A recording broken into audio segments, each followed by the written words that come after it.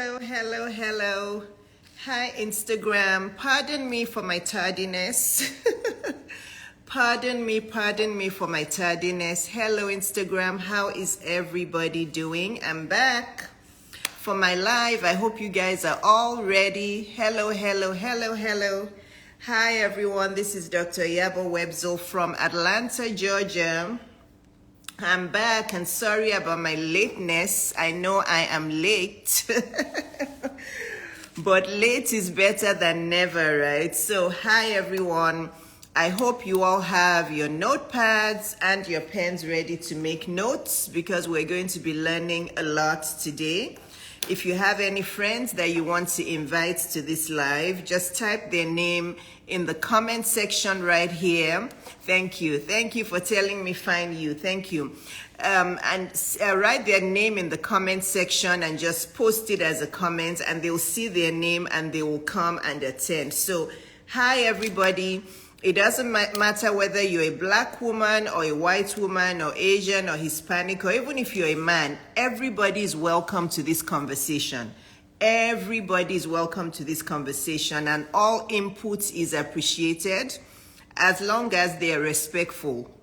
Okay, you guys know that my fingers are very quick to block. So if anybody posts a disrespectful comment, you will be blocked, okay? So if you have any friends you want to invite, please type their names so they can come. And if you're a man or woman of any race, please just stay in this conversation. So hi everyone, we're just going to dive in. So the topic today is why are we black women the most educated, yet we're the poorest? And if you read it, statistics after statistics show that. And I want to say that us, getting more educated is a positive, okay? I don't want it to sound as if it's just all in all a negative. It's not a negative. Education is always good. I'm glad that as black women, we are getting more and more educated. Again, before I start, housekeeping things. If you have a question for me, it is better to type it in the question bubble in the bottom right corner. Actually, let me type that now. Please type your questions because if there are many comments coming through, if you type your question in the comment section, I may not see it. And I really want to focus on this topic. And I don't want to have to be stopping to answer questions too much. So please type your question in the question bubble. Okay? Please type your questions in the question bubble. Okay? I don't want to lose. I want to make sure that I answer all your questions. And if you type it, like I said, in the comment section, if there are many comments coming through, it may just go to the top and I may not see it. So, I don't want it to make it seem as if getting more educated is a negative. No, it's not a negative. Education is very important, whether it's formal education or whether it's life education. Because I believe there's something called life education. It's not everything. You and I know that it's not everything we learn in school formally. There's a lot more that we pick up in life. Even from the time we're born, babies pick up the emotions of parents. Babies pick up, the atmosphere in the home. You may think that your babies or your 3-month-old baby or your 3-year-old baby, they don't know what's happening. They know what's happening. Studies have shown that babies pick up our emotions. So if you have a baby who is in a household where there's a lot of chaos and a lot of toxicity and the parents are fighting and there's just a lot of instability, babies pick up those emotions. They do. So don't think that, because they can't talk, they don't know what's going on. Babies from the day they're born can pick up everything that is around them. If they're in a happy environment, they can pick it up. So the topic is why are black women the most educated but the poorest? So let's dive into it, okay? And as I'm telling you the reasons why black women are the most educated but the poorest, I don't just want to say the reasons. I'm going to tell you what I believe the solutions are and even all the research that I've done, what the solutions were in all of that research. Okay, so statistics have shown that black women all over the world, all over the world are now the most educated. We now have the most degrees in associates, college degrees, and advanced degrees, all forms, okay? Associates, which means just 2 years of college, bachelor's, which means 4 years of college, and then all the advanced degrees as in the master's and PhDs. So that is documented, okay? And the sectors, and I'm looking at my notes because you guys, I did a lot of work before coming on here. Because I always want to make sure I'm quoting statistics, but I also share from my wisdom and from my life education, right? And the sectors that Black women are getting mostly educated in, meaning which degrees are most common with Black women. The degrees are, of course, as we would think, healthcare. So there are many Black women that are getting degrees in healthcare, in the healthcare sector, also in the education sector, and in the hospitality sector. I was surprised to see that. Hospitality sector, actually, you know what? Thinking back now, there are quite a few women who've signed up for my coaching who actually studied hospitality in college. So, yeah. So those are the three top ones. So Black women are the most educated, and the three sectors where they're getting their degrees in are in healthcare. Like we know, there's a ton of nurses and doctors and radiographers, and everybody is just like healthcare, healthcare, healthcare, education sector, and hospitality sector. There are still a few numbers going into the STEM, into IT, right? Into information technology and other forms of STEM, but there are many, many going into healthcare. Now, unfortunately, the first thing I want to say is, unfortunately, those three sectors don't get paid as much. You know, I'm a doctor, right? And every day when I post, I try to break that myth about, you know, you can become a doctor. If you want to become wealthy, you can become a doctor. We all know that that's becoming less true. Being a doctor is a very dignified position, right? It's very dignified, as in, are we one of the wealthiest? No, we're not.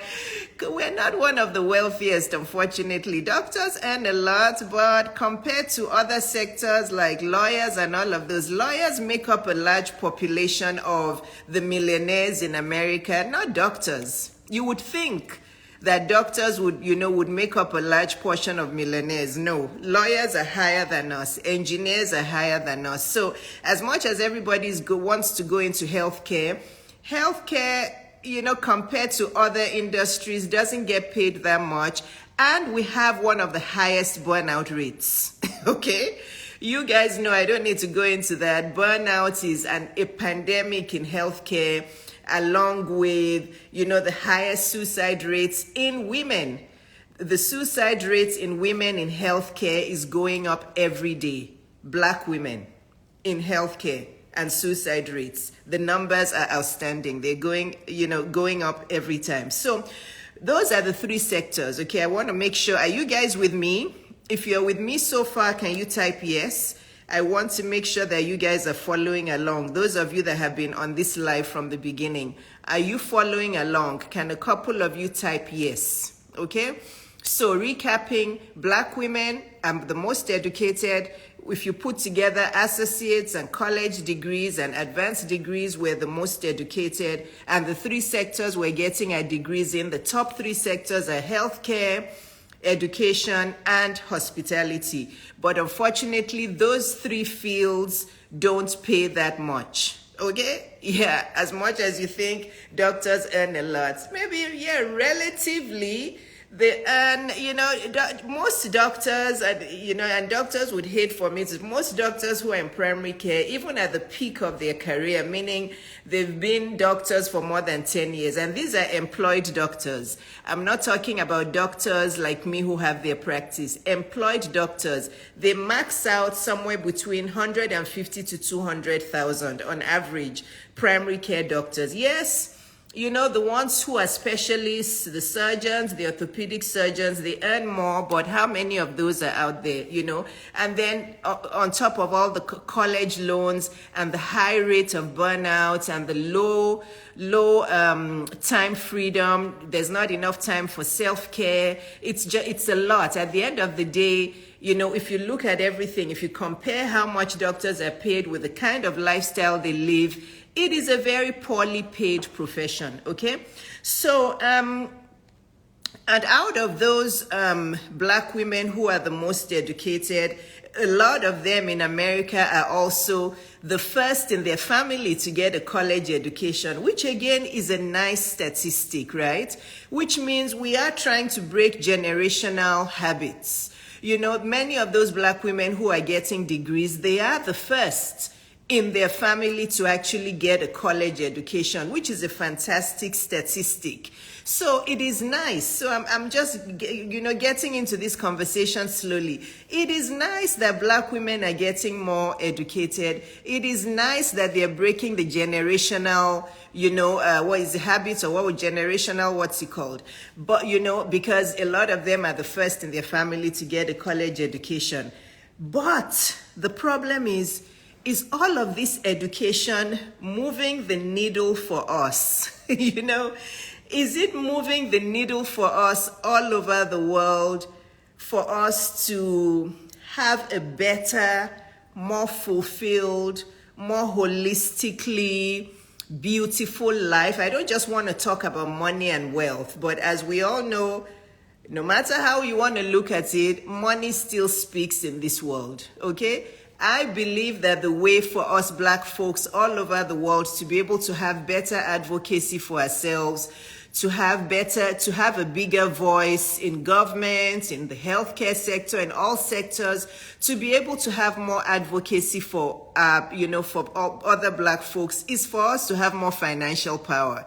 That's it. Money still talks. Whether you want to believe it or not, you can argue it from now till eternity. Money still talks. We need financial power. So, is all of this education moving the needle for us when it comes to building wealth and having advocacy and, you know, breaking generational curses and breaking generational poverty? Unfortunately not.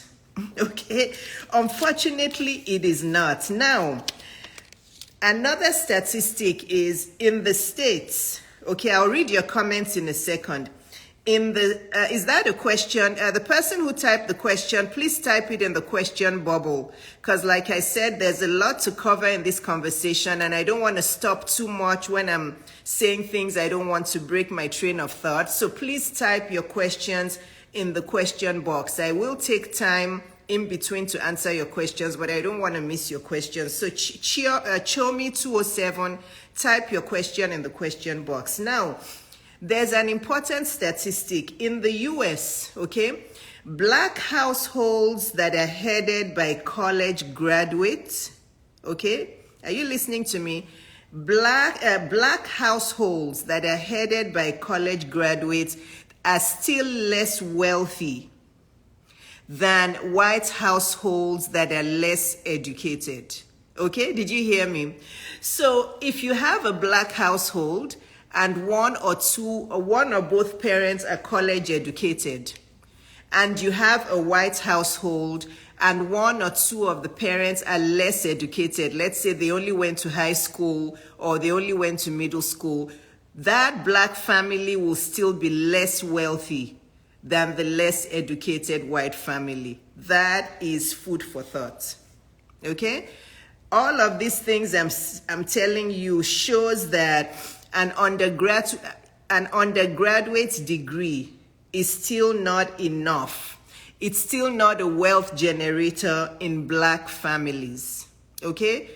In America, and I'm talking about Black people as a whole. I'm going to make references to what is going on in Black America and then what is going on in Black rest of the world. It's very similar, okay? It's very similar because I know many of you who are on here are Africans and you're thinking, oh, but she's talking about the US. We don't live in the US. Just hang in there with me. Don't leave this conversation because I'm coming to talking about the rest of Black the rest of the world, black people, okay? I'm going to make references to the US, but I'm also going to I'm going to make comparisons to why, as a whole, you know, we have to do this work together, whether we're in Black America or we're in Black the rest of the world, because what's going on really has many commonalities for Black women all over the world, okay? So you had that last point that I made. Okay, I knew somebody was going to ask this, so I'm going to take this question right now. Okay, somebody said, but Dr. Iyabo, isn't that where white privilege comes in? The person who asked that question, can you define what white privilege is? Okay, so the thing you're talking about here is going to be my last factor, but since you're asking now, we might as well talk about some of it, because my last reason for black women being the poorest is part of what you're asking. So somebody is asking a very valid question. Isn't that where white privilege comes in? So for me, anything I say out of my mouth, I want to understand the meaning, okay? So the person who asked that question, I'm sorry, my allergies, my nose is watering and I can't get up to get tissue. I have tissue here. The person who asked that question, before I answer you, I want you to define what white privilege means, okay? Because one habit that I want us black people to drop is just repeating things that we hear without thinking about what we're speaking, okay? Okay, so I will answer your question. I know what you mean, but for the privilege of everybody else on this live and for those who are going to watch the replay, please type for me what you believe white privilege is, and then I'll answer your question, okay? Because your question is very valid. I'm glad you brought it up. I was going to deal with it later on, but as soon as I spotted it, I'm like, I'm going to take this question now. So while wonderful. Fit Christina has answered the question. Fit Christina, I'm so happy. It makes me really, really happy and joyful that there are black women who think like I do. Somebody has debunked that myth for you. So I'm going to read out Fit Christina's answer. Fit Christina has answered you. She said, white privilege is victim mindset. Oh my gosh. Oh my gosh. Fit Christina, I think you should do the rest of this talk. And then Fit Christina goes on to say, I honestly don't like to hear that term. Me too. Me too. And Fit Christina continues talking. It makes me sad to hear that term. Oh my goodness. Oh my goodness. So if you're on this live or you're watching the replay, can you guys please thank Fit Christina? Because she has already answered one of the questions. And in fact, she has almost the last point I was going to make as a reason for black women being poorer than white women. The last one, she's already touched on part of it. Victim mindset. Okay? So Fit Christina, I love it when Fit Christina, you can't imagine how happy I am right now. I love it when I'm giving a talk and there are other people who think like me. Okay? So number one, the person who asked that question, that's your answer. White privilege is victim mindset. It's victim mindset. Okay? That's what it is. You can argue it from now until you turn blue in the face. I will keep on repeating to you victim mindset. I'll keep on repeating to you. You can give me all of the history and everything you want to give me. I'll keep on telling you victim mindset. You can tell me everything you want, how we've been oppressed and slave trade and everything. I'll keep on saying victim mindset. Some people have blocked many women on my platform because they've disrespected me with this. They want me to buy into their mentality of victim mindset, and I absolutely will not. You know why? Because we were all created by the same God, number one. Okay? Number two, There's oppression in every level of life. I could say that I was oppressed in my previous marriage, right? You know, oppression in the world is not only about black and white or racism or slave trade or whatever. There's oppression in all levels. Many of you right now are in toxic marriages where you're being oppressed. Okay? Right? And you're not living. You don't have the courage to leave. You stay there and you blame everything else for your problem. Okay? That in itself is victim mindset. You know, so I could have stayed in my toxic marriage and stayed there and blamed my mother-in-law and blamed my ex for everything and said, you know, my ex is just this, he's just a mommy's boy, and my mother-in-law doesn't like me, and she's this and this, she's that. Okay. After all has been said and done, I'm still sitting there, right? After all has been said and done, I'm still sitting there, even though the God that created me has given me the power to exit and do better for myself, okay?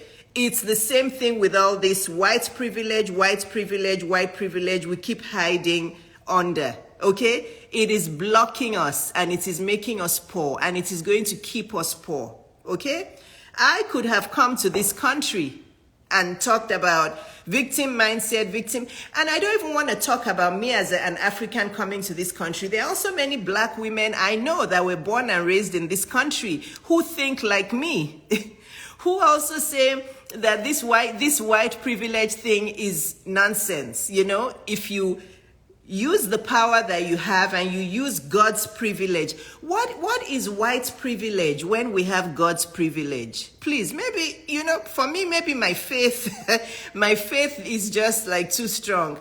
Why do you want to worry about white privilege when you have God's privilege? And many of us women who talk about this white privilege, what bothers me the most is we say we're Christian. So I'm confused. It's either you're Christian or you're not. There's no in between. If you're Christian and you believe in the abundance God has created, and you believe that God has given you everything you need, you just have to get up and do it, and you believe that even if there's racism and there's white privilege, as long as you have faith and you do the work needed, you'll get where you want to get. So for me, there's a very big divide in what we say the Bible teaches and what we believe. So if you believe that you're fearfully and wonderfully made and you're God's child, and as long as you get off your BUTT and you get up there and go and work, and you're not expecting, you know, things to be laid onto your lap, it will come your way. So, you know, I'm glad that we're just talking about this now, because that was my last point. You know, write it in your journal. I'm going to stop talking about white privilege because what I have is God's privilege. Write that in your journal now and let's settle it. Okay? Just write, because that is just a mindset problem that is blocking us black people. We like to always go back to, but they did this, look, there is chaos in the world. Okay? There's chaos in the world. Yes, there's racism. There's many white people who don't like black people, but there's also many black people who don't like white people. There's many Asians who don't like white people. There's many Jews who don't like this person. And there's many this, and there's many Yoruba people who don't like Igbo people. And there's many people who don't, there's, you know, it exists in every sector of life. It exists. Since I've been in America, the people who have helped me the most to rise to where I am today are non-black people. Yeah, I can give you example after example after example. When I was going to buy my house, every bank refused me the mortgage. The woman that I found that approved me was a white woman. Okay? When I was trying to get a loan to start a business, every bank refused me. The bank that approved me was an Indian man who wasn't even born in America. He had just done business and he made a lot of money and he opened a bank. I mean, you want to call an Indian man black? He's not black, technically, he's Indian, you know. When I started my practice and I was looking for a pediatrician to mentor me, to teach me some things, every single Nigerian pediatrician that I went to did not return my call. They probably thought I was going to be a competition. I'm telling you, they know themselves. I called and emailed so many because people were like, oh, talk to this person. She's a pediatrician. She's Nigerian. She'll help you. None of them returned my call. The person that helped me, that today I know if I call his office and I ask a question, he would leave his exam room and come out and talk to me, was a white Jewish guy who is in a same-sex relationship. Again, meaning he's, that shouldn't define him. But I'm saying this because, how we just feel like, oh no, it's only this, only so. It doesn't matter. We're human. Dr. Deeb, if he's listening, he knows. I talked about him even in my book. He helped me so much when I was starting my pediatric practice. And guess what? His practice was only 3 miles down the street from mine. But he didn't care about the competition. He helped me. He told his staff that anytime I called, they should call him from the exam room. He would come out and answer my questions. This guy helped me. And he's a Jewish white guy who is not heterosexual. I don't know the nicest way to say that, but Dr. Deeb is one of my angels that God sent to me. So, how do you expect me to be talking about white privilege, when God has shown me over and over and over that it's not about color, it's about the person's heart. Let me move on to other topics, okay? If you want to be, I knew that this was, some people are still saying white privilege is real. However, we as Black women can't stay behind this because it is 2023. This is nothing an argument. It is a reality. Okay, believe what you want to believe. For me, as long as, we can have a conversation, that's fine. If you still want to hold on to white privilege, good luck to you. I'm just telling you that mindset will continue to block you. Because everything that happens that doesn't go your way, you will attribute it to white privilege. And that is a mentality block. Okay? That, for me, I'll tell you with a smile on my face, you are free to think what you want to think or believe what you want to believe. Okay? So many people have lived and encountered. Thank goodness we have strong figures like yourself to fight to, I can't read there. For me, I just have too much faith in my God to believe that privilege or no privilege. I'm sorry. That's just me. Maybe it's where I was born into. Maybe it's my DNA. I don't know. There's no anything privilege that can hold me back because I know that I'm God's daughter. Okay, so Fit Christina says, I don't even believe in all this talk about reparations. It's nonsense to me. Join the club. Fit Christina, are you my sister from another mother? Fit Christina says she doesn't believe in all this talk about reparations. It's nonsense to me. If you want to be successful, you can, no matter if you're Black or white. Amen. Fit Christina, if you want to be successful, you can be successful. It doesn't matter whether you're Black or white. Amen to that. Mindset. So let me take your question, Chomi207. Chomi207 says, why are the Black households more educated and yet less wealthy? Oh, well, that's everything I'm coming to. Chomi207, that is today's topic. The question you're asking me is what we're discussing. I'm getting there. It's just that, you guys are making comments and asking me questions, so I'm stopping. Chomi207's question was, so why are Black families more educated but less wealthy? That is the topic for the day. So get your tea, relax, and let's get into it, okay? I'm all pink today. You see all my pink stuff? Because today we're talking about women. Well, I talk about women every day, but, Okay, so number 1 or number 2 or number 3 reason. I don't even know how many reasons I've already made. I'm not sure how many reasons. Okay. In the US, another statistic that everybody is going to argue about, right? In the US, the least educated group of people are Black men. Number one reason for why, or maybe it's number two. Let's just say number one, because on my paper it's number one. The first reason why Black women are the most educated, but they're the least wealthy, is because in America, the least educated people are Black men. Okay? And guess who are college educated Black women are getting married to mostly? Those less educated Black men. Okay? I don't have to tell you how that's the reason. Can you paint the picture? I have nothing against Black men. My dad is a Black man. I have a Black brother. There are many Black men that I respect. So please don't send me a DM and tell me I don't like Black men, because I'll just block you. Okay? But I'm telling you the true statistic. The least educated group of people in America are Black men.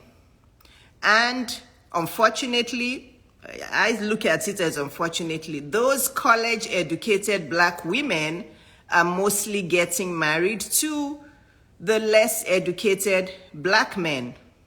That's number one reason. It's obvious. I don't have to go into depth as to why that is making us less wealthy. Because, if you're a well-educated woman and you're married to a man who hasn't gone to college, your household is going to be less wealthy than two college-educated people. That's common sense, okay? The second reason, are you guys with me here? If you're with me, type yes. Are you guys with me? If you're with me, type yes. The second reason is that Black female college graduates are less likely to be married. Okay? It's different from number one. Number one reason was that the least college-educated men in the US are Black men. Now, I'm coming to African women. If you live in Africa, don't go anywhere, because I'm coming. Okay? I'm coming to talk about African women and why African women have lots of degrees but are still poor. I'm coming. Just hold on. Okay? I'm still talking about the US here. Black female college graduates are less likely to be married. Why? It's obvious. Because, first of all, if you're a Black female and you're college educated, it is likely that you'll want to marry another college educated man. And coming to number three, okay? This number 1, 2, and 3 are very related. So hang in there with me. Coming to number 3, so I said Black female college graduates are less likely to be married. Why? Because if you're a Black female and you have a college degree, it's natural that you'll want to marry somebody who also has a college degree. But there's fewer Black men who have a college degree. So then, therefore, there's less Black women who are married. Why? Because even though there's women like me that have an open mind and date outside of our race and get married to people out of our race, Black women, listen to me, Black women are still the least likely to marry interracially. Black women are still the most faithful to keeping their Black race. Okay? Did you hear me? Unfortunately, those Black men who are not as well educated, most of them are not trying to be faithful to the Black population and keep the Black population. Black men are way more likely to marry out of their race and to date out of their race than Black women. You see, are you counting all our problems? Okay? Are you counting all of our problems as Black women? We are getting better educated, which is a great thing, but our Black men are not getting better educated at the same rate as us. So we end up staying unmarried. or those of us who marry end up marrying men who are not as educated as us, if we want to keep, faithful to the black population, right? But many of us, black women in America, we're like, no, I'm going to get married to a black man, and black on black marriage and black on black, and you don't want to even hear about interracial marriages. You don't want to date outside of your race because you want to be faithful to the black population, which is a good thing, I guess. I mean, I don't know if it's a good thing. I think many black women in the US think it's a good thing. But unfortunately, the men you're saving yourselves for are not as dedicated to keeping the black population as you are. Black men are more likely to date and to marry outside of their race. So, you guys, do you understand numbers 1, 2, and 3? Can I move on? Because numbers 1, 2, and 3 are very important. Can someone type with them for me? In the US, the least college educated are black men, okay? Black women are the most educated, but black women want to stay faithful to the black race by not marrying interracially. They want to marry. Somebody is saying really, what's your question really? What is the really you are asking? I've said a lot of things. So you said really with 3 questions. You have to be specific because I've talked about so many things. I don't know what you're asking me. Ask me a specific question. Don't just say really, okay? Ask me a specific question. So, but black women, obviously in America, they want to sustain the black race. They want to stay faithful to the black race. They don't want to marry interracially. As much as you see people like me on Instagram, we're a very, very small minority. Most black women in the US do not want to date interracially, and they do not want to marry interracially. They want to stay within their own race.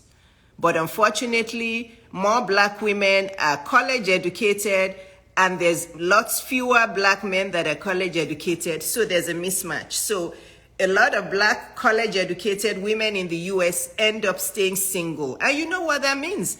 If you're a single college educated woman and you have 2 kids or 4 kids or 5 kids, you end up being poor. Because how is your salary going to sustain you? And then paint the picture if you're a college-educated black woman and you're earning, I don't know. First of all, if you're a black woman in the US, whether you're college-educated or whether you have 1 billion degrees, you're still going to get paid the least. Okay? If you're a college-educated black woman in America, you can have 20 billion MBAs and 20 gazillion PhDs. You would still, even in your job, you will still most likely be paid the least, okay? So you're paid the least, and then you have your kids to mind, to spend. It's just, think about it. You're going to be poor because you have a lot of responsibilities. These same black women also have to take care of their family. They have extended family looking up to them. Some of them are the first college graduates in their family. They have to take care of their parents financially or take care of their grandmother financially. It's a lot. It's a lot, okay? So those are the first 3 reasons, okay? Those are the first 3 reasons. And unfortunately, there are more black women that are faithful to marrying within their race than black men. Black men don't care as much as we do, okay? You guys know that black men date a lot outside of their race. Black men date white women, they date Asian women, they date Hispanic women. They are not as stubborn and as faithful to the black race as we black women are. So there's food for thought for you. So the solution to that is easy. Somebody has typed it here. Black women, have an open mind. Have an open mind. We're all human. It's the same God that created black people and there's this terrible mindset. Somebody posted it as a comment on my page the other day, and I'm like, and the person posted a comment and said, oh, be careful of your white husband. You know, white men are the ones who kill their wives. And I'm like, oh my goodness. So you want to say black men don't kill their wives? Black men don't kill their wives. You know, all of these stereotypes out there, you know, it's like, oh, you know, white men are psycho and they kill their wives. Yes, there are many psycho white men, but there are also many psycho black men. Okay? There are also many psycho black men. Okay? White men may be more psycho, who are going to just kill their wives for no reason, but black men will actually beat their wives to death. Okay, so, I mean, you don't want to believe the kinds of comments that people post on my page that you don't get to see them because I delete them before you can see them. Oh yeah, this was just a few days ago. She was like, oh, be careful about white men because white men kill their wives. Oh, and I'm like, do you want to know how many black men kill their wives? You know, but people like that, there's no need to argue. I just deleted and blocked her. Somebody is posting how many Nigerian nurse wives were buried last year. Oh, I know. But, you know, these are the things that keep us poor, okay? So you guys you're listening right now. Let's go to number 4. Number 4 is one of my favorite reasons. Now, knock, knock, can all of the African women, all of the black women who live outside of America, it's time to wake up, okay? It's time to wake up. Lifestyle, okay? Lifestyle is one of the reasons we're the most educated, we're the poorest. Our lifestyle, I'm going to talk first about our personal choices. And you can argue this however you want to argue it. Which one came first, the chicken or the egg? You know, do we have poor lifestyle choices because we're poor, or are we poor because we have poor lifestyle choices? I don't know. It's a vicious cycle. You know, it's like, what came first? Did the chicken come to earth first, or did the egg come to earth first? I don't know. As a group of people, we black women have a terrible lifestyle. Okay? You want me to start counting all of those lifestyle things we have?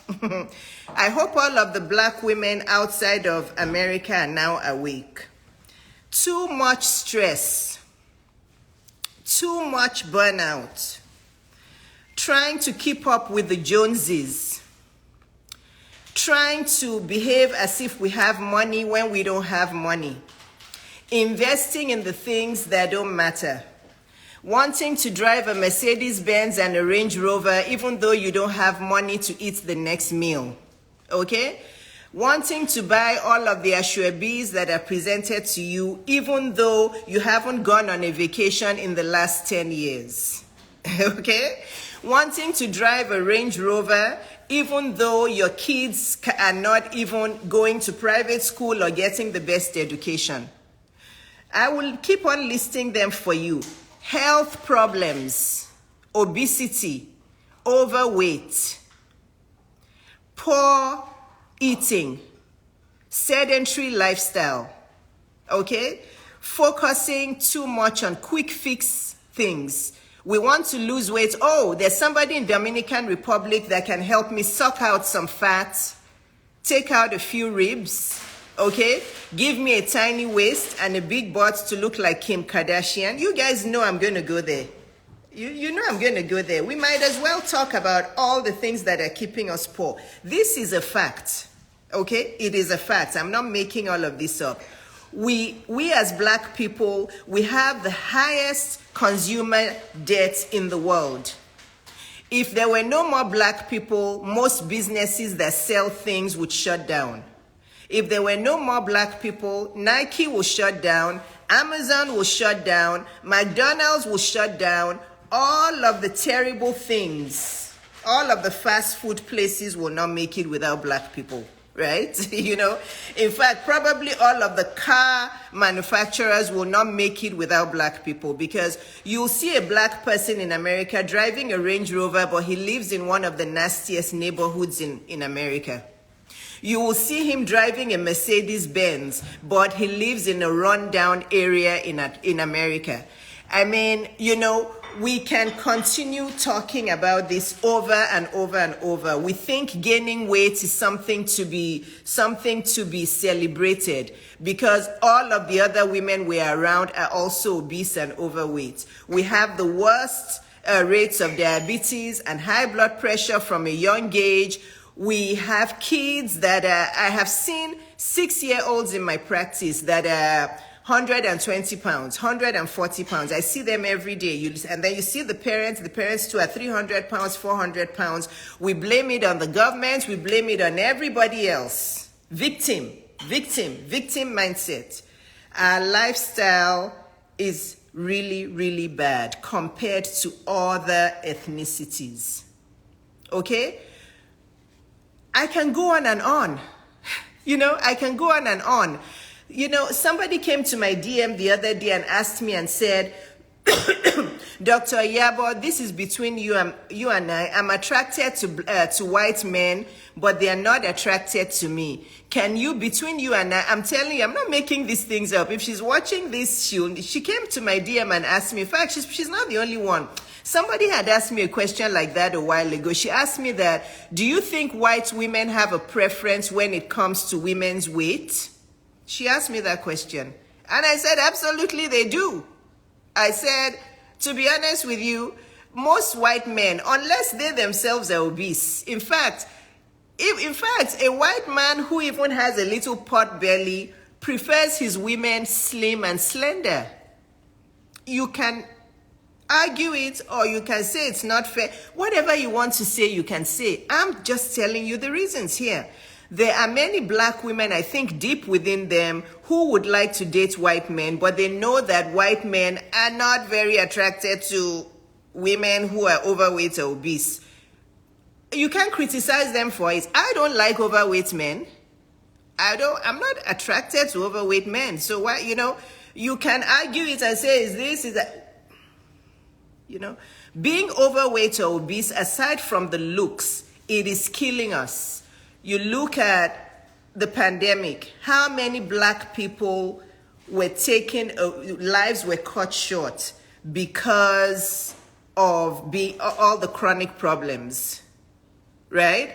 It is, what you're typing here, are you saying, okay, there's many questions coming here. So let me finish my train of thought, but I really wanted to spend time on lifestyle. Okay? We can list the lifestyle problems, and then again, a lot of black women all over the world are either single and raising their kids alone, or they are fake married and raising their kids alone. You know what I mean by fake married? Okay?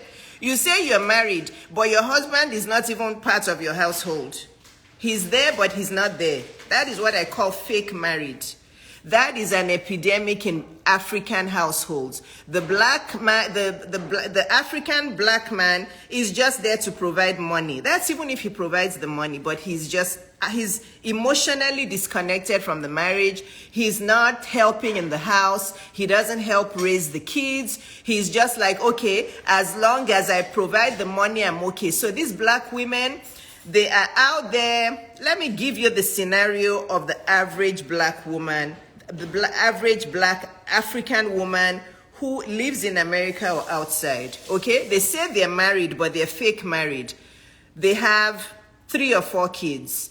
They have a bachelor's, but they are also running after 1 or 2 masters or PhDs because somebody has told them, oh, if you get advanced degrees, you'll earn more money. So they have, between 3 to 5 or 3 to 6 kids. They are fake married. Their husband is traveling somewhere for work. He's somewhere. He's never home.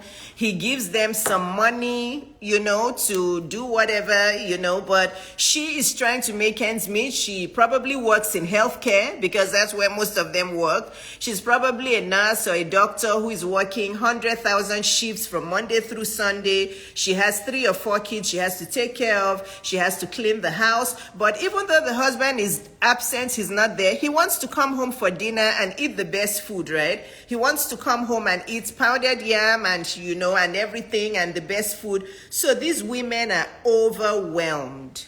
They are stressed out. They are in my DM. I'm not making this up. I'm not making, you guys you don't want to know how many DMs I get. I could write, if I started writing a book on my DM chronicles, I wouldn't finish. It's true. So, our lifestyle is keeping us poor. How can you even start a business and run the business properly when you're fake married? You say you have a husband, but basically you might as well just call your husband your ATM. There are ATMs out there. How about you just get married to an ATM? How about you just say, I'm Mrs. Mary and I'm married to an ATM? That's what most African women are. Most of them don't even have sex. And the ones who have sex, it's the woman who is jumping on the man to ask him for sex because the man is not even interested. So there's a pandemic of those fake married couples out there. The woman is confused. She doesn't know where to get more money. She's working Monday through Sunday to try to, make ends meet and do everything because, again, they've probably bought a house that they can't afford. They've probably bought a Range Rover they can't afford because they have to fit in to, the show-offy.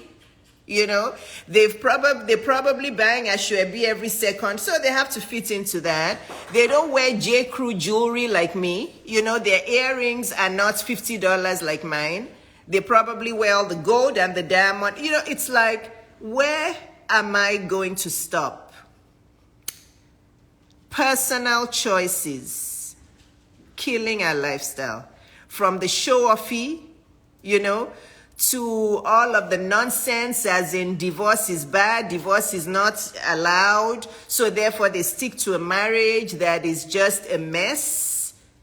They are burnt out, they're stressed out, they eat badly, they don't walk, they don't go to the gym, they gain weight, they lose their self-confidence, they lose their self-esteem, they have chronic problems, Guys, I'm even exhausted talking about lifestyle. Are you guys with me? Do you guys see the picture? Do you see the picture of how education is not going to solve our somebody called it single married women. I love that. I love that phrase. I'm going to start using it from today. The epidemic of single married women. Single married women. If I stayed in my previous marriage, I would have joined the group of single married women because that's the life I was living. My ex would go out. Sometimes he wouldn't even come back from work. From work, he's gone somewhere to go and hang out with his friends. He would come back at 3 a.m., So, so it's like if I stayed in my marriage, I would have joined the group of single married women because I basically was raising my daughters on my own. He wasn't there. He would come home. Yeah, maybe sometimes he would eat at home. Sometimes he didn't even eat at home. He would just come back at 2 a.m., 3 a.m. I just was living, my life alone. So I'm exhausted just talking about it. If I stayed in that marriage, you guys know about all the stories I've posted. This part, somebody says, what about curvy women? Are they attracted to them? I don't know what curvy means. Just the same way when you guys were talking about white privilege, I said, I don't know what white privilege means. What does curvy mean? I think curvy can be anything. I think I'm curvy. So curvy can mean whatever you want it to mean. Some people are 300 pounds and they call themselves curvy. I don't know what curvy means. It's just a term that I think we used to hide behind overweight and obese. And you guys know me, my mouth is big. I will say it as it is. I don't know what curvy means. You can use curvy however you want. What does curvy mean? Curvy doesn't have a definition. So I don't know. I mean, yeah, I guess if the man, I think curvy, I believe I'm curvy. I think I can be grouped under slender and curvy. You know, some people may see me and think I'm slender. Some people may see me and think I'm curvy. I think I'm slender, but I also feel I'm curvy. Curvy, I think, just means that you have curves. And I have curves. Okay? I have curves. So I don't know what curvy means. So I just, that day in my DM, I told her the truth. I'm like, you want to know the truth? Most white men don't like overweight or obese women. They don't. Sorry, I'm not a white man, but I dated many. When I was single and divorced for 10 years, I went out on many dates with white men, and I know some of those white men even thought I was fat. Not that they told me I was fat, but I remember I signed up for a dating agency, and I remember one date I went on with a guy, and I went back and I asked the woman, and I'm like, why didn't I hear back from him? She was like, oh, pay him no attention. He said he thinks that you're too he didn't use the word fat, like you're too big for him. He likes his women very skinny. I'm like, okay, thank you. I guess he likes anorexic women. So everybody likes what they like. Can I change everybody's mind? I can't change everybody's mind, but I know in general, white men do prefer slender women. So there you go. You asked the question and I answered. Okay? Somebody said, we don't eat salads and sandwiches, we will die. It is dangerous to walk outside. I don't want to go to gym because we get to look like men and sweat. Again, I don't understand what are you saying that, or are you criticizing people? I don't really understand your statements. Our society and culture has conditioned us to be. There's nothing society and culture. I'm coming to that. Okay? There's nothing society. Sorry, I'm sweating and this shows. The fan is on. There's nothing society and culture can condition anybody to do. You can only be conditioned if you want to be conditioned. Okay? You can only be conditioned if you want to be conditioned. But that's number 4 or something. Are you guys listening to all the reasons why we black women are well educated but we're poor? We are poor because our lifestyle is poor. Okay, so college education and MBAs and PhDs cannot. Somebody's asking what's my advice to those. I'm talking now. Palisa Di Banque, because the lifestyle thing is so intricate, it's so complex. You have to deal with every problem in the lifestyle thing that I just said. So you said, what is my advice to those? Okay, stress, burnout, trying to acquire, trying to acquire all these degrees so you can make more money. Degrees are not going to bring you money. What you need to do is start a business. You are in a marriage where you are more or less a prisoner. Your husband isn't helping. You are just in the marriage. He's like you're a single married woman. Ask him that you want to go to counseling. Ask your husband that this isn't working. We need to go to counseling. I need you to help more at home. We need to figure out what's going on. You guys sit down and have a conversation. I didn't say you should fight with him. Have a conversation with your husband. You need help. You need this. You need him to be around the house. If it's not working, move on. Move on. There's no super glue on your feet that has glued you to a marriage by force. Okay? Marriage is meant to be a partnership. Marriage is meant to make you better than you will be if you're single. So, holding on to marriage by force, even though you feel like a prisoner and you're dying of burnout, doesn't make sense. Okay? Again, healthy lifestyle.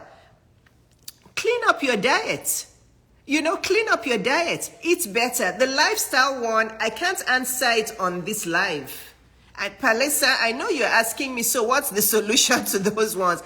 It's a very complex one. It's very, very complex. Our poor lifestyle keeps us poor. How are you even going to be able to start a business when you're overwhelmed, when you're overweight, you're not sleeping well because you're overweight, you have poor self-esteem, your diabetes is out of control, your high blood pressure is out of control, you have high cholesterol, you have arthritis, you can barely even walk because you're overweight. It's just, you have to you need a coach. What can I say? You need a coach. And this is why I say that no niche coaching is needed, especially for Black women. All of this, go to a coach for this and we need more coaches like me, who Black women can sit in front of, and that coach can help you with your finances, with your weight loss, with your mindset, with your business, with your career, with your marriage. We need that. All of this, niche. Well, yeah, I understand that there's some coaches that have to really niche down because they're not multi-talented. But if you're a multi-talented woman out there, we need you. Black women need you. We need more coaches like me. Because Black women have many, many layers to their life that need to be sorted out. We need help with our lifestyle and our choices, with all the overweight and all the, obsession with plastic surgery and just trying to morph our bodies into what it's not, all this slim, thick and whatever nonsense is out there, and the small, tiny waist and the big it's just, there's a lot going on. You can sign up for my coaching. It starts from $4,000. Absolutely, you can sign up. If you go to the link in my bio, just click on the link. You will see the payment options. You can sign up for my coaching. So, the lifestyle one is a problem. I honestly feel that lifestyle and the last one I'm going to talk about are the most important real reasons why Black women are the most educated as per books, but the least wealthy. This lifestyle one is a big issue. The stress, the burnout, the health problems, the weight gain, the low self-esteem, the low self-confidence, the bad marriages, the epidemic of single married women, the epidemic of families telling us to stay in poor marriages, poor food choices, sedentary lifestyles. It's just... Next one. The next reason why Black women are the most educated but the poorest, it is because of, let's talk about money, because number 5 and 6 are like all jumbled together, okay? We're not financially literate as Black women. We're not financially literate. We don't know what good debt means. We don't know what bad debt means. It's only a Black woman that will tell you, God forbid, I can never, ever, ever pay a coach $5,000. I can never, ever pay a coach $25,000. But she will take $100,000 at the age of 45 to sign up for a master's. I don't get it. We don't understand the difference between good debt and bad debt. There are many women, Black women, who still think that coaching is fake, who still think that there's, coaching and mentorship is fake. So a Black woman at the age of 45 will tell you that never, ever, ever can she pay a coach $5,000 or $25,000 or $50,000. Yet, at the age of 45, she's going to sign up for her first master's or her second master's or her fourth master's at age 45. And what is she hoping to achieve from that master's? To build wealth. It's not like she tells you, oh, I'm going to sign up for a master's because I work in this large corporation and I'm trying to get a promotion to a C-suite position, or I'm signing up for this master's because I teach in an institution and I want to become a professor. I want to elevate in my teaching. She's going to get a master's so she can build wealth at the age of 45 or even at the age of 35. And I'm like, do you know you lack financial literacy? You know? Do you know you lack financially? The things we spend our money on, we are not financially literate. The same woman at 45 who is going to borrow $100,000 to pay for her master's, she doesn't have a retirement account. So, you know, we have a totally disordered and warped way of thinking when it comes to money. Disordered and warped. You know, we have the largest consumer debt. You see a black woman will tell you in your DM, I don't like debt. And you ask her, how much credit card debt does she have? And she'll tell you, I don't know, 20,000 or 30,000. And if you ask her, what has she spent that money on? It's all consumer debt. All consumer debt. She used it to this, to upgrade her car, to buy stuff. Consumer debt, you know, but she doesn't like debt. So this number 5 and 6 are jumbled together, you know, and then a lot of these women still have college loans from their bachelors. They haven't even paid off the college loans. They're going to acquire more and more and more masters and more PhDs that are not moving the needle for them with wealth. Before you go and get that master's because you're looking for a promotion in your job, are you even sure they're going to promote you as a black woman? You know, are you sure you're going to get that promotion as a black woman? So if you're in your 40s, late 30s, even any time in your 30s or 40s, and you're still running after masters to build wealth, you're not financially literate. You need a financial education class. You know, you're spending 100,000. There's a woman I'm thinking of as I'm saying this. Because one of her friends got a master's and told her that the master's helped her get a promotion. I said, how much promotion did she get? She said, oh, her salary went up from like 150,000 to 270,000. And I'm like, seriously, do the math. How does that make sense? You go into debt to sign up for a master's in your 30s. You go into debt for $100,000, but your salary only goes up by $20,000. How does that make financial sense? Meanwhile, her friend is influencing her to go and do a master's, and she is also about to borrow $100,000 to go and do a master's. And then I asked her, I said, do you have a retirement fund? She said, no, I don't have a retirement fund, but I have life insurance.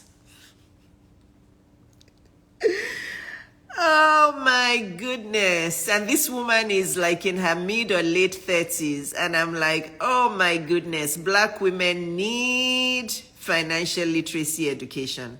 We need financial education. We don't know the difference between good debt and bad debt. We don't know we should be investing in our retirement. We look down on people who wear jewelry from J. Crew that costs $50,000, even though they have millions in assets. Okay, right? You know, it's just we still have college loans we're looking to pay off, and then we're going into more debt for college education, which, by the way, is the topic we're discussing today. College education is not moving the needle for us when it comes to wealth building. But even though it's not, we are still piling up more and more college education. More masters, more PhDs, but we're still broke. Then, talking about the whole money thing, yes, black women are starting to start more businesses, which is kind of good, but it's also bad because, listen to me, you guys type yes if you're still listening. Are you still with me? Because I'm about to go into business, and then after this we'll discuss the last reason, and then I'm done. Are you guys with me? Are you following? Are you following? Do you have any questions right now, or should I keep going? Okay. Should I keep going? Do you have any questions? Oh, somebody says, what of us who are not slender but want to date outside our race? Is it worth pursuing? Of course, it's worth pursuing. Eve, of course it is worth pursuing. There's a partner for every single person out there. There's a partner for every single person out there. Of course it's worth pursuing. You will find somebody outside of your race who sees you and looks at you and he's like, this is the woman I've been waiting for all my life. Go out there and date. Join online dating sites. Put up some nice pictures of yourself. Write a nice profile. Go out and date. Go out and see what's out there. The man for you is out there. Absolutely. It doesn't matter whether you're curvy or not curvy or slender or whatever. Go out there, have an open mind. You will find the person that will be compatible with you and will bring you joy and peace. You will. Absolutely. I just was asking a question that was asked to me, that do white men prefer slender women? And I said, yes, it's just the truth. But is it all white men? No. You know, there's nothing that is all in life. Have an open mind and go out there and date. And if you need dating coaching, come to me and I'll teach you how to date. Because, yeah, you have to learn how to date. There are many things in dating that we women do wrong that blocks our chances. There is an art to dating. Okay? Do you think it is possible to be overweight by genes, not by lifestyle? No. It's lifestyle. It's lifestyle. Okay? I mean, what can I say? Yeah, maybe us black women may be a little bit more curvy than white women, but overweight and obese is because of what you're putting in your mouth. It's not because of genes. Okay? Right? Make a food diary. Make a food diary. The people that I help to lose weight, I ask them to write a food diary. Write a food diary, then I will show you all of the things you're eating that you shouldn't be eating. Okay? I mean, genetics may add maybe 5 to 10%. Being overweight and being obese is your lifestyle choices. It's your lifestyle choices. It's the kind of foods you eat. It's the quantity of foods you eat. It is lack of sleep, right? It is sedentary lifestyle. It is too much alcohol. It is stress. It is your lifestyle. Okay, black women, listen to me. Are you guys listening? You are not overweight and obese because you're black. No. Okay? You are not overweight and obese because you're black. You are not overweight and obese because you have big bones. No. You are overweight and obese because of what you put in this orifice right here. And also because of your other related lifestyle things. Many women don't sleep well. Many women are sedentary. Many women are stressed out. They're burnt out. All of those reasons are why you're overweight and obese. It's not because you're black. I'm tired of hearing that. Oh, we black people have heavy bones. Oh, we black people have... No. We black people just eat junk. Okay? How about we say that? And be honest with ourselves. We black people just eat junk, or we just eat too much of junk. That's what it is. Okay? Yeah. All right. You know me, my mouth is big. I'll say it as it is. This is why some people cannot stand my platform, but this is also why some people love my platform. I will say the truth. If it offends people, then, you know, I'm sorry, but I wasn't put on this earth to please everyone. If you don't want to hear what I have to say, then, you know, it's very easy. Just unfollow me, block me, and move on. But you're overweight and you're obese because of your personal choices. Yes. It's because of your personal choices. Okay. Business. Are you guys with me? Are you guys with me? Let's go on to business. Black women are starting businesses, and that's wonderful. It makes me happy that black women are starting businesses because Finally, we know that all of these college degrees, it's not going to give us financial empowerment. It's not. I'm glad that we're starting to start businesses. I think since 2020, the group of people that have started the most businesses have been women. Women have started businesses at a very, very high rate, especially Black women. But most of those Black-owned businesses also don't survive. So it's a good thing that we're starting businesses, because we want to be empowered. We want to have our own financial empowerment, because we've realized that, we just cannot make it with all of these degrees and staying employed. But unfortunately, even though we're starting these businesses are not surviving. Most Black-owned businesses don't make it to 5 years. And then even more don't even make it to 10 years. You'll see a Black-owned business that, it's making millions, it's doing well, it's making millions, and all of a sudden, year 10, it's gone. The owner went bankrupt. What? How can that happen? Because of many reasons. The first reason is what I said before. We're just not financially literate, We're not financially literate, and that's the same thing. Also, we're not business literate. We make money in our business, we spend it, we don't know our numbers, we're just not business literate. We start businesses and we don't know what we're doing in the business. That's number one. Number two, we're also poorly funded. Okay? We're poorly funded, and I know this it's not totally a choice. It's because as Black people, it's hard to get funding. I've told you my story when I was looking for funding with a wonderful credit score, being a doctor, all of that. None of the banks gave me the loan. I had a wonderful business plan. I cleaned it up. I wrote it. My CPA helped me rewrite it. And I went to bank after bank after bank.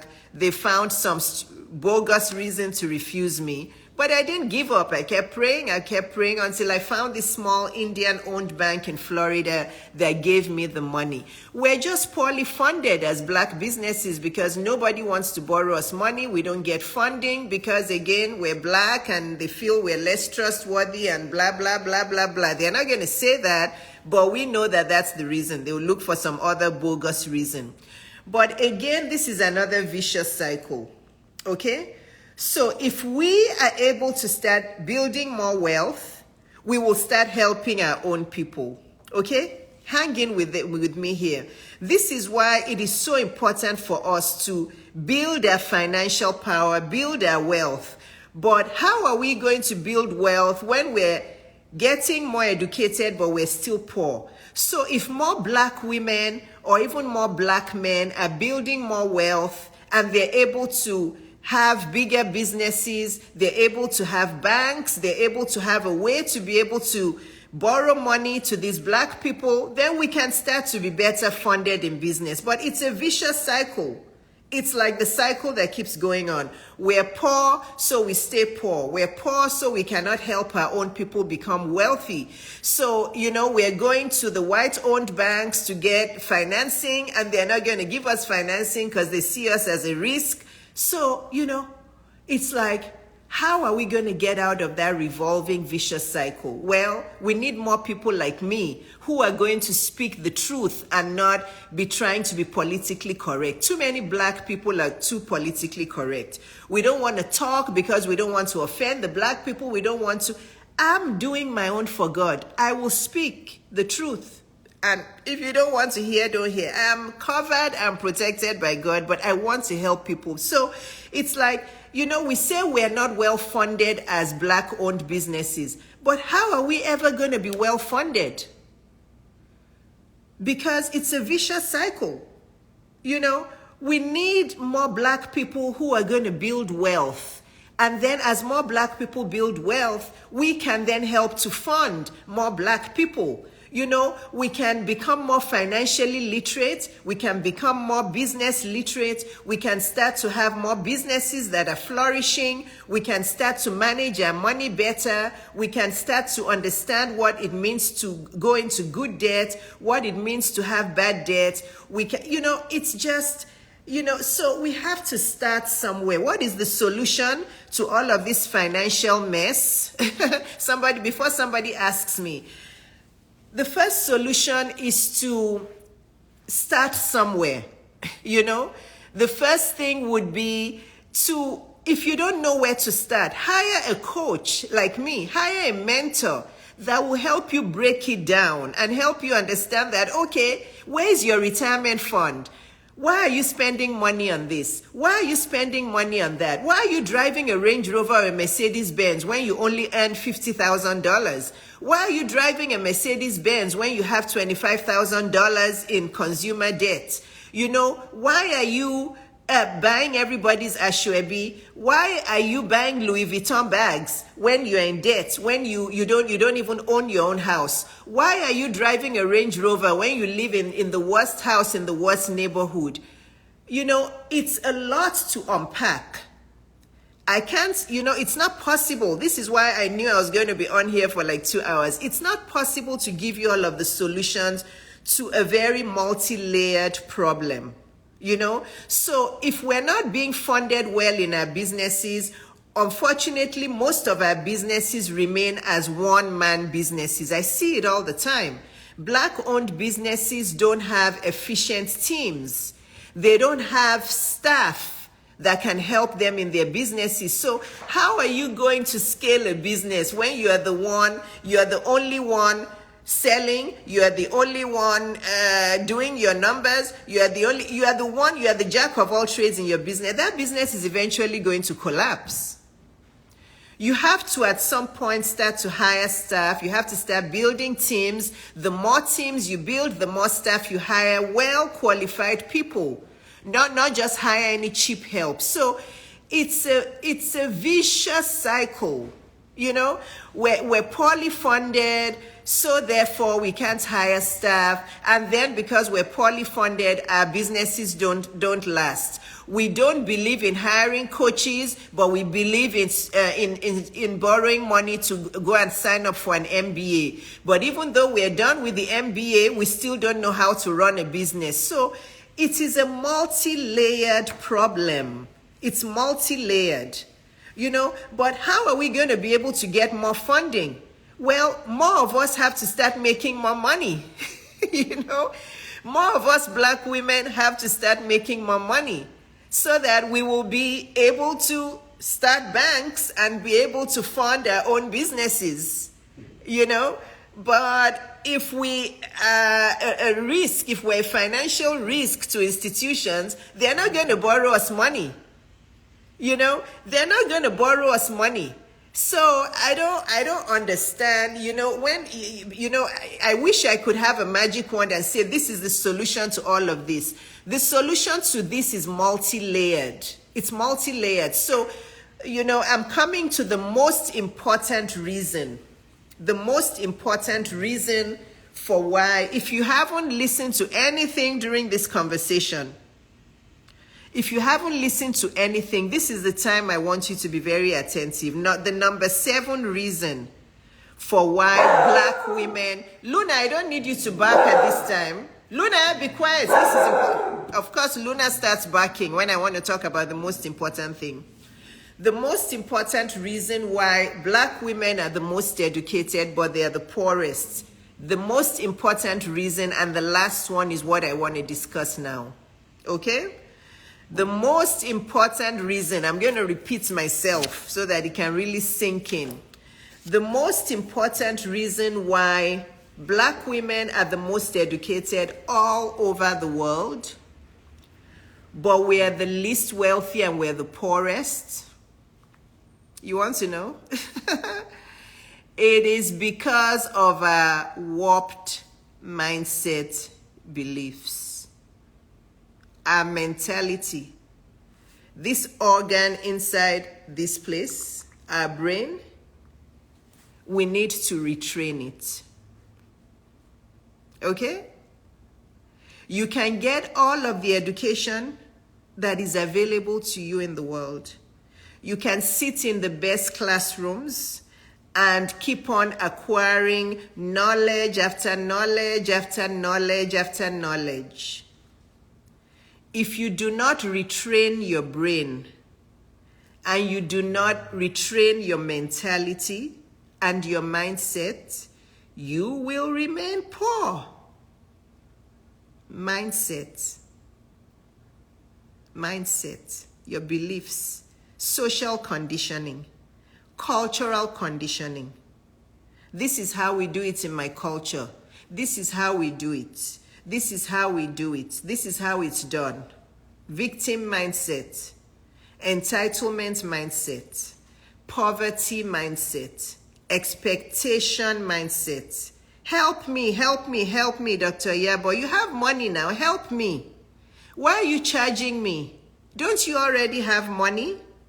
This is how we do it in our culture. This is our culture. This is how we do it in our culture. White privilege. This is all white privilege. All of those things are mindset problems that are blocking us. Divorce is bad. Divorce is bad. Divorce is going to bring shame to the family. I'm a black woman. I'm never ever going to get married to a white woman. I'm going to marry my own black person. Black power, black on black love. I'm never ever going. Mindset. Where is the biggest Range Rover? Where is the biggest Mercedes Benz? Let me just drive the car and show off to everybody. I don't care if I live in a ramshackle. I don't care if I live in an area where they're shooting guns every day. I don't care if I live in an area where I can't find any fresh produce. As long as I can drive my Range Rover and Mercedes Benz and show off to everybody, mindset. What's the latest body figure that exists out there? Slim, thick? Oh yeah, look at that girl. Her waist is like 23 inches and she has a big butt. Oh, she looks good. Let me go to Dominican Republic to get surgery as well and look good. Maybe that will bring me happiness. Mindset. If we don't retrain our brain, you can get the masters and the PhD and the whatever, or start 10 businesses. The businesses will collapse because you have not retrained your brain. You have not unlearned all of that nonsense that you have learned, and you have not relearned what works. Oh, coaching doesn't even work. They just want to take your money. All these coaches, they don't work. What is, they just, Dr. Iyabo just wants to take your money. Coaching doesn't even work. Why do I need a coach when I can just go to YouTube and watch the video? When I can just read a book? Mindset. Okay? So, and then what do I have down here? Personal responsibility. It's all into mindset. The blame game. Oh, it's white privilege that is keeping us poor. Oh, it is because we're black that is why we're overweight. Oh, it is because we have heavy bones. That is why we gain a lot of weight. It's because we don't have any good groceries in our grocery stores in our area that sell vegetables. That's why we have to eat McDonald's every day. It is because, if I get divorced, everybody's going to start making fun of me. Everybody's going to look at me as if I failed. Mindset. Breaking generational curses, right? Too many generational curses, too many generational habits that we need to move away from, okay? Because your family used to eat a certain way. Look at your family. They have diabetes, they have high blood pressure, they have high cholesterol, they have depression because of poor self-image. Because your family used to eat a certain way or they used to cook a certain way doesn't mean you have to. Mindset. You have to retrain. You have to retrain the way you think, because the way you think is how you're going to act. I don't like debt. Why should I go into debt to pay a coach? Why should I go into debt to learn when I can just watch a free YouTube video? Why should I do mindset? Why am I saving for retirement? What's the point of saving for retirement? I can just start a business, and if I make enough money in the business, then I'll have money when I retire. Why should I save into a retirement fund? Mindset. So, and how? How are you going to shift your mindset? You are going to have to learn from somebody who has achieved what you want to achieve. I'm not saying this because I want your money. I'm doing this live for 2 hours to help you guys. If I do this live and nobody signs up for my coaching, I know that in front of God, I have helped a lot of, at least I have tried, I have said the truth. You know, you have to go to somebody that inspires you, that you want to achieve what they've achieved, and let them mentor you. And unfortunately, you can't beg them to mentor you for free. Black women, stop begging. You know, stop begging. I'm tired of seeing so many DMs in my DM. Help me, Dr. Iyabo. It's like, are we babies? It's kind of like a baby telling an adult, feed me, feed me. We're not babies. Let's respect ourselves. Let's respect ourselves. I don't think, I'm not a white woman, I don't know, but I'm pretty sure that white coaches don't have white women coming to their DM and begging them for free knowledge. It's a shameful behavior. You know, I see your DMs, you're begging me to coach you for free, but I go to your page and I see how you're dressed. You know, it doesn't make sense. There's a missing link. It doesn't make sense. You can't be begging for somebody to coach you for free when on your page you're dressed as if, you know, you have all the money in the world. Let us invest in what's important.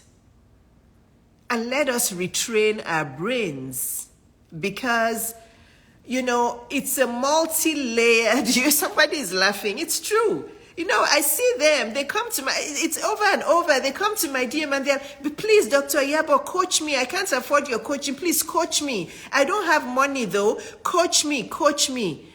And I'm like, why should I coach you for free? I can't, if I even coach you for free, you're not even going to value it. And then I go to their page. These women dress better than I do. You know, these women dress better than I do. They obviously don't wear $30 earrings from J. Crew though. They don't wear $40 rings from J. Crew like I'm wearing. They wear real gold and diamonds and all the, you know, all, but they don't have money for coaching. You know, black women, we need to retrain our brains. A lot of them, you guys are laughing. A lot of them dress better than me. All of these clothes that they wear, that they sew, that they buy the fabric and give it to tailor, those clothes are not cheap. And then they come to my DM, please coach me for free, please, I'm in financial trouble, I'm depressed, I'm this, and they list all their problems and they're begging me to coach them for free. And I'm like, can we respect ourselves as black women? You know, can we respect ourselves as black women and stop begging? You know, it's cultural conditioning, it's social conditioning, it's expectation that because somebody is saying that they've made money, they should be able to coach you for free. You have to invest in yourselves. You stop buying all of those things. Stop living this fake lifestyle and invest in what's important.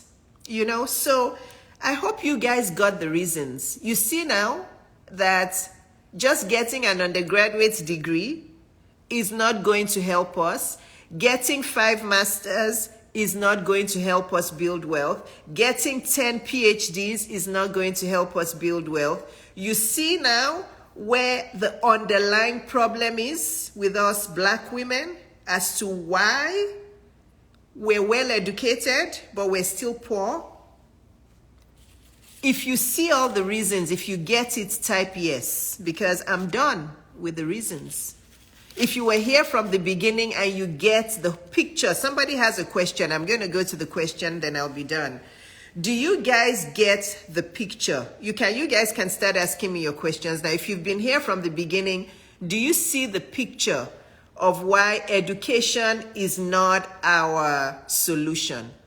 Actually, maybe I should say formal education is not our solution. Life education, mindset training, relearning and unlearning and relearning, retraining our brain, moving away from social and cultural conditioning. You know, this is more of a mindset thing. And how are we going to be able to even start? I think, you know, and there are not many, there are only a few coaches that, you know, as experienced as me when it comes to what I call holistic high performance coaching. There are not many coaches out there who are really experienced in being able to teach about finances and business and lifestyle and life and relationships and public speaking and writing and all of those things together like me. There are not many. And that is why I need to recruit more Black women like me. There's somebody I was talking to in my DM before I started this who I feel she's very similar to me, and I feel like she really needs to be doing this high performance coaching because she's very wise and very intelligent.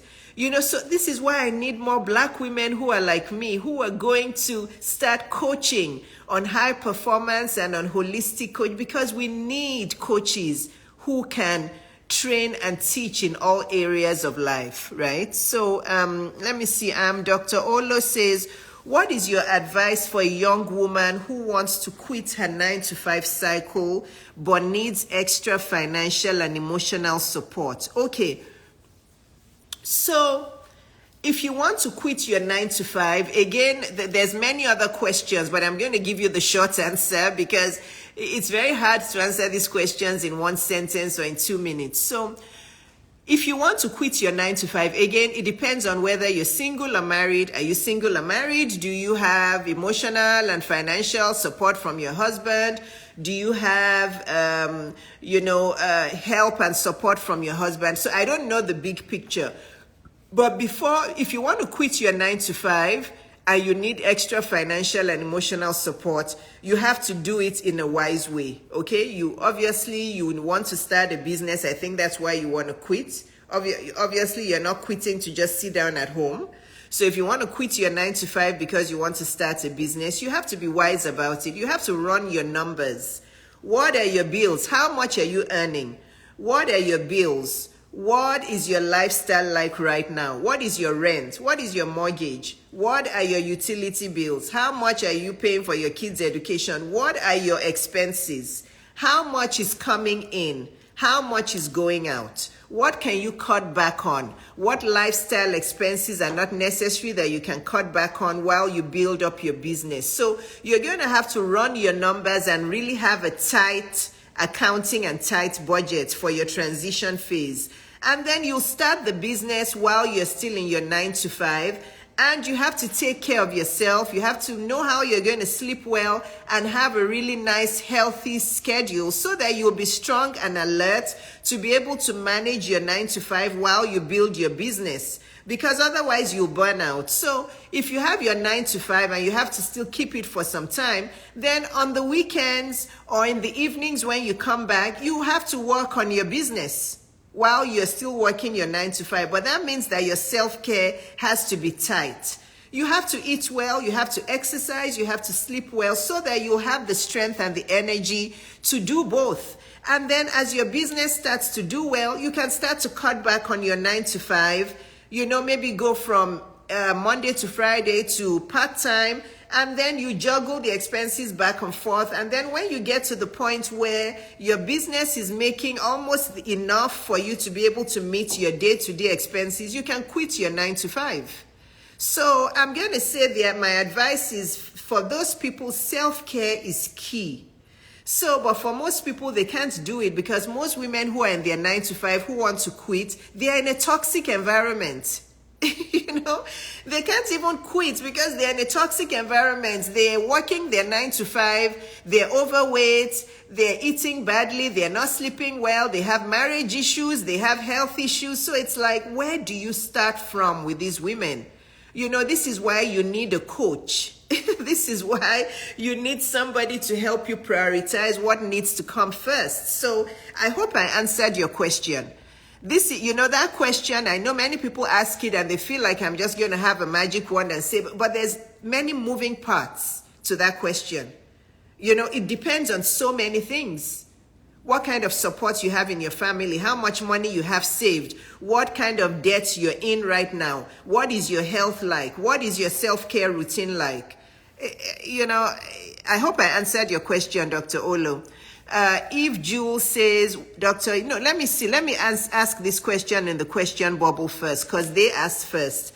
Chomi 207 says, I've answered that. Hello, Danny says, Dr. Iyabo, my mom is an over 50 widow who has not been able to realize her dreams. What would you advise her? Tell your mom that she needs my coaching. I don't...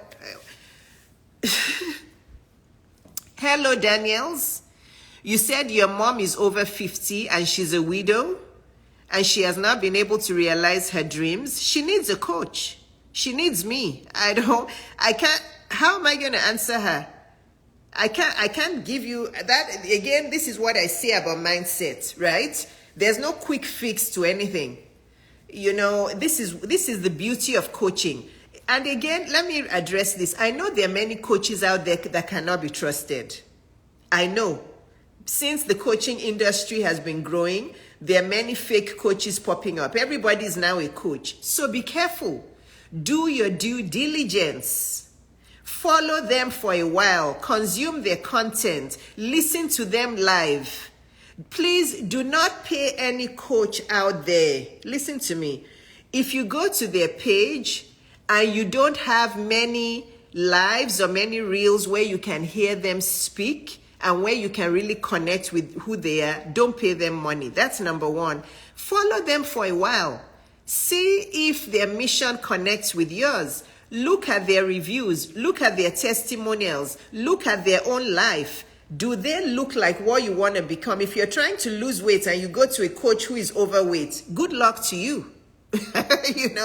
I'm sorry if you're a coach out there who is overweight. I'm not trying to target you, but if you're trying to, even if you don't go to that coach for weight loss, listen to me.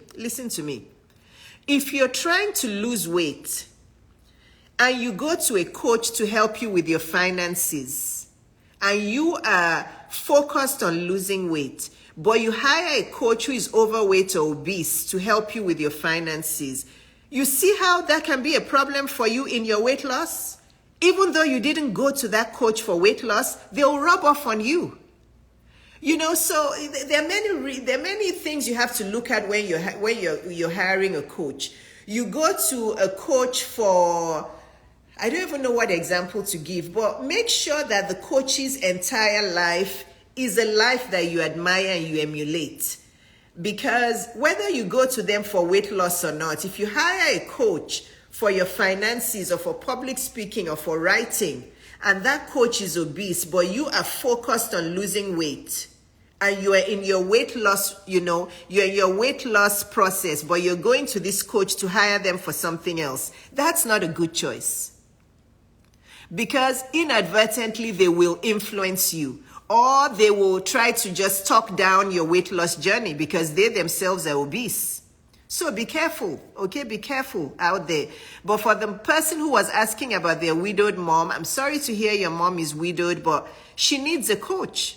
She needs a coach, especially somebody who is over 50. There are many, many things that we'll have to work on together. It's not just a stamp, do this, do that. No. We need to change our mindset around coaching and mentoring. The reason why you're seeing so many young white women making so much money, doing well in their career, doing well in business, because they believe in coaching and we don't. They invest in coaches. They invest in coaches who are experienced. They spend thousands and thousands and thousands and thousands of money on coaches. They are not going to borrow money to pay for masters and PhDs that don't do anything. Dr. Iyabo, what if someone genuinely doesn't have the required funds for coaching but would love coaching? What would you advise? Eve, let me ask you this question. When I was 32 years old, Did I have the money for coaching? Please, you've been following me for a while, so I know you know my story. Okay? Answer this question, then I can answer your question if it still needs to be answered. You've been following me for a while. I know you're not new to my page. When I was 32 years old and I had quit my job, I quit cold turkey. I quit my job cold turkey.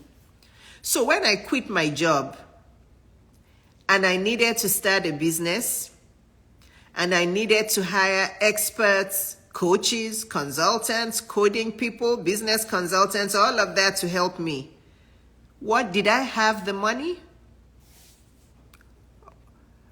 Okay?